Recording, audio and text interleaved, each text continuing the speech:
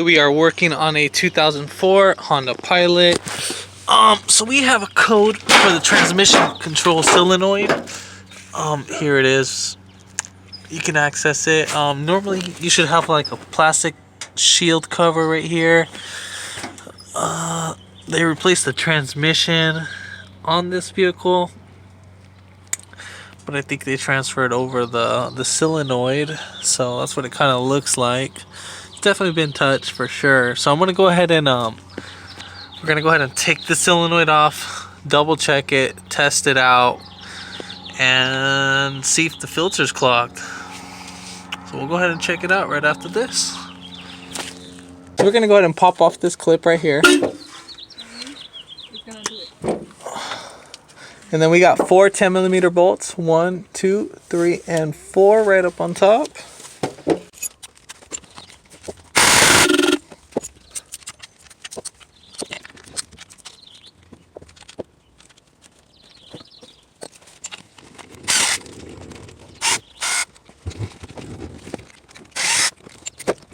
So there should be 4 10mm all around, but I have one that's an 8mm. Again, like I said, this one's been worked on.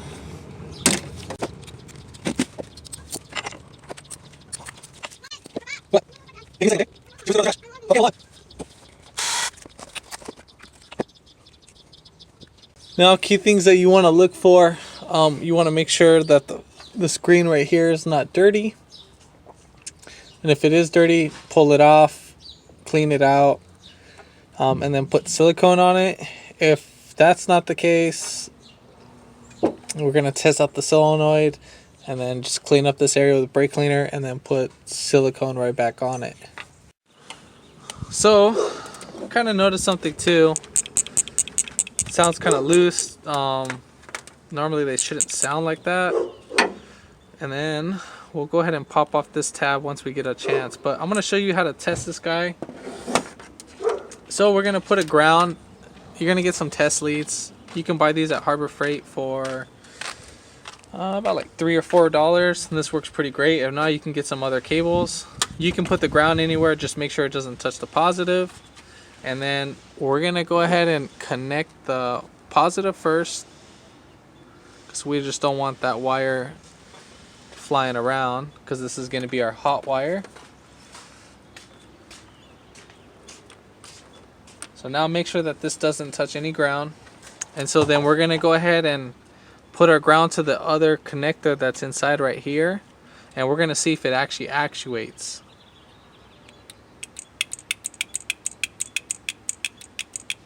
So that's working fine.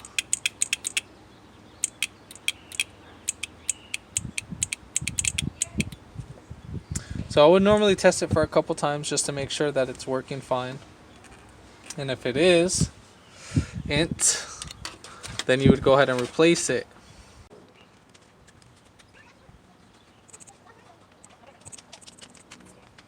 So here's our filter that's right here. I'm gonna see a little bit medical particles. So this kind of like concerns me a little bit.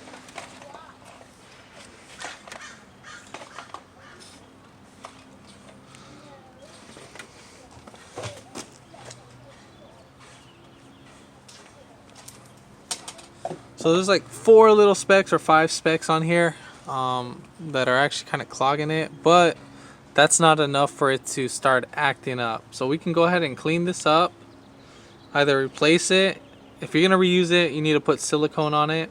So if you're trying to be pretty cheap about it, but I mean, you can buy a gasket for like 10 bucks, let's say 20 bucks max. I don't know how much these go for, I'm just assuming. So I'm gonna go check out another solenoid and see if it actually flips up back and forth. We'll test that out. Alright, so there's gonna be 2 shifters. I know we took this guy off, but there was 2 more solenoids that I kind of wanted to check out just to be on the safe side. Because everything checks out fine, but just the ball's a little bit, there's something loose inside the solenoid, but it functions fine. So there's a brown solenoid, I believe that's solenoid B, and then there's a top solenoid, which is solenoid A. So the top one would be with the black connector, and then the bottom one would be with the brown connector. You just pop off these clips right here, brown connector, simple. For the top one, you're gonna have the starter in the way. So what I did was, there's a 17mm on the bottom and one on the top. I just took off the bolt on the bottom all the way out, and I loosened the bolt up on top, so I can just have, it was just like 1,000 or 2,000ths of an inch. I mean, just so I could get that thing out.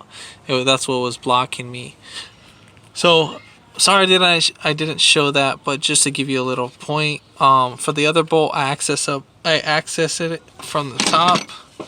So I used 3/8 ratchet with just a short stubby 17mm, and basically I did it without taking off the battery. I didn't take it off all the way, so I accessed it from right here. Sits right under the radiator hose. So it's gonna be this bolt right here. This plastic's kind of in the way, so it's gonna be this bolt. Or wait,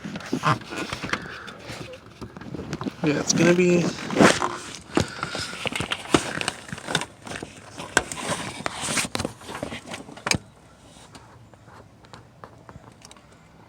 be that bolt right there. So that's the bolt that you're gonna loosen up.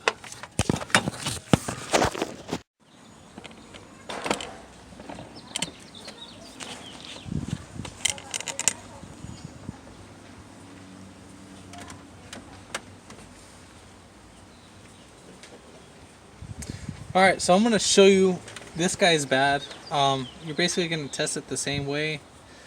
Doesn't matter where you put your positive. So this is just supposed to click one time. So just like that.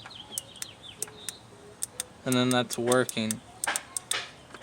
But this, there was a couple times where it just started going rapidly. So I was tapping this piece. I don't know if you can hear that.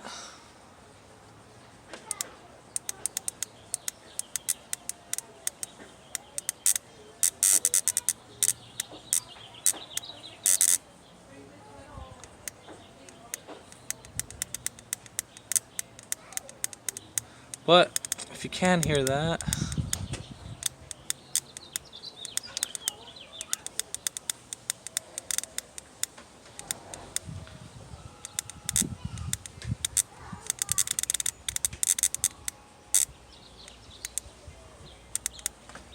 so basically there's different methods, how to test this out. I do the fast click, like where I just tap it back and forth just like that. So pretty much I'll just be testing out just like that, and then there'll be like the side click where I'll just kind of swipe it. So I'm gonna do the fast click. So right there it's working.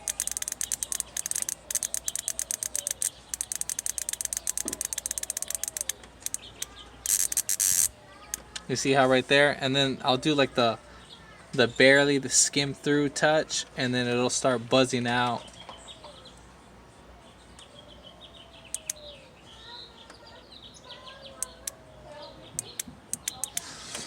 But that's how you would test this one. There's a few different methods, and then I forgot to tell you, for the two solenoids, they were 10mm holding the bolts. I already put back on the starter and everything. So this is bad for sure. So hoping, I'm gonna go to the junkyard and see if I can find one that's similar to this guy and see if it is loose. But get back to the video tomorrow. I got another project that I gotta work on, so once I'm finished with that, then yeah, we'll start back on this job. I went ahead and went to the junkyard, and I got 3 of them. This one's the cleanest. I know outside doesn't seem the best, but it's been sitting for a while. So this is why I wanted to see my theory, if it was good or not. You shake that, obviously you hear something. If you shake this one, you don't hear anything. Then I did get another one. Like, I mean, you can barely hear like a slight little loose, so I don't want to use this one. and this one sounds the best. I already tested it. I did with my positive and ground, and it worked out fine. I did get a multimeter just to test the resistance. I put it under 2K ohms, and it came out to 0.006. So I tested all of them. They all tested out the same, so pretty sure that is within spec.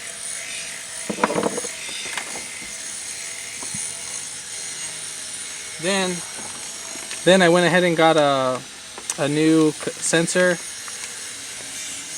Here's the part number, TCS86. This is the brown connector. TCS81 is the black connector, so I needed the brown connector because that's the one that was bad too as well. So I'm going to go ahead and clean up this area with brake cleaner. This one I'm just going to insert, and then we'll go ahead and start the vehicle, clear the codes, and take it for a drive.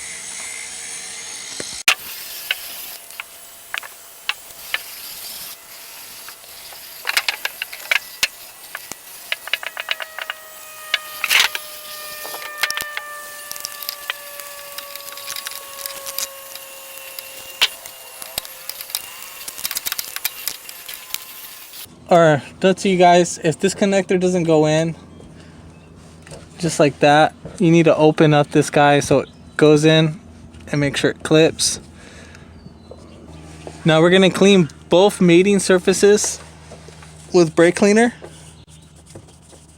So you're gonna want to clean this. Make sure if this filter is dirty, you need to clean this out. So make sure all this is all cleaned out, and then I'm gonna put some silicone. I'm using Toyota FIPG. You can use Hanabon or any other silicone. We're just gonna put a light coat. Unless if you replace the gasket, then that's a different story. And that's what I mean by a really light coat. So you don't want to go all crazy on it.